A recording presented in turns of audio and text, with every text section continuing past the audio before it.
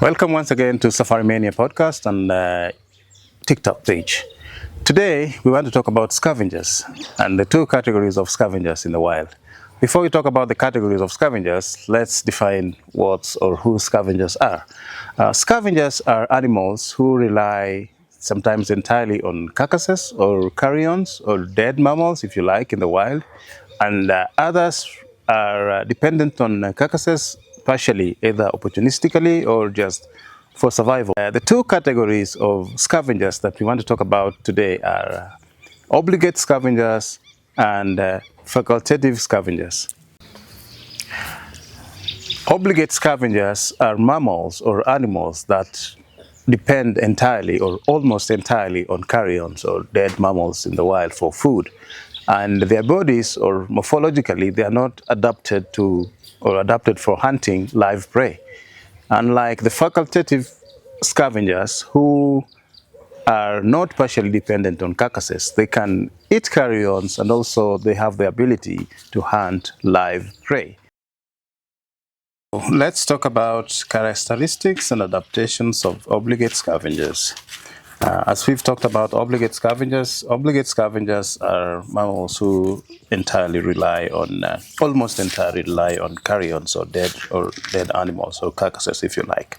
So their characteristics is as follows. They actually do not have the ability to kill prey, so they rarely, if ever, they will kill a prey.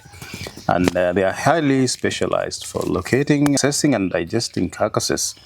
By locating, I mean special eyesight, and they have very, very good eyesight. And they play a very critical role in rapid carcasses removal, like you've seen the vultures. And their bodies are adapted to such kind of feeding. And we find that they have bald or sparsely feathered heads, like the Nubian vultures. And this bald head plays a role in actually preventing blood and bacteria from sticking to their feathers when they're feeding inside dead carcasses or rotting. They have strong or hooked beaks, which is designed for tearing through tough skin and flesh of dead mammals. And also they're adapted to flying or soaring very high and flying over long distances. So they have broad wings and long wingspans. Physiologically, they have high acidic stomachs, which destroy harmful bacteria in there, which they get from their dead food, and also they have a very strong immune system.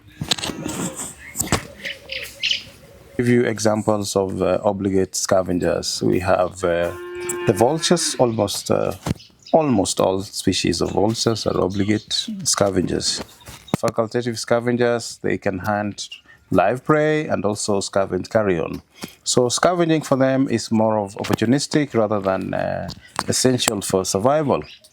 And the adaptations and characteristics that they're flexible in their feeding strategy or feeding regime. They can feed on both carrions and also hunt live prey. Often dominate carcasses due to very strong intelligence. And they're adapted in that they have very strong jaws which can break or tear onto flesh, and they have very sharp teeth, and they can adapt to various habitats. So I want to give you examples of facultative scavengers. We have a lot of them. We have the spotted hyena. We have leopards. Leopards are also facultative scavengers. We also have lions, also scavenge, jackals. And in birds, we also have tawny eagles and crows. Crows also scavenge for carcasses. And also we have marabou storks. Subscribe to this channel and follow us for more of such educative content.